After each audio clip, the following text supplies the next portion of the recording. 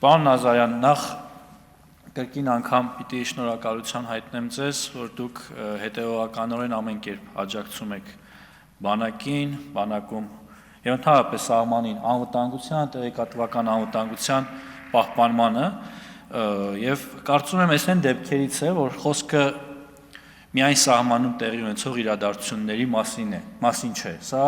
սահմանում տեղի չունեցող իրադարձությունների մասին է եւ ըստ էության սա հիբրիդային հարձակման մասին է։ Եվ կարծում եմ հնարավոր իրավական կարգավորումը, որը ոչ միայն մեր ոլորտին է վերաբերում, այլ առհասարակ վերաբերում է նմանատիպ հարձակումներին, ազգային ժողովը եւ գուցե նաեւ կառավարության նախաձեռնողներ պիտի կառավարության կողմից մարմին, որ կնախաձեռնի, սրան նպատակաուղղված փոփոխություններով պիտի գանք ազգային ժողով կամ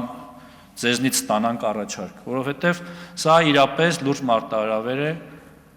պետության անվտանգության համար։ Եվ ավել բան չեմ կարող ասել, պարզապես կարող եմ ասել, որ այն ինչ տեղի է ունենում, դա ոչ միայն դատապարտելի է, այլև ամոթ է ուսադիր կրող մարդու համար։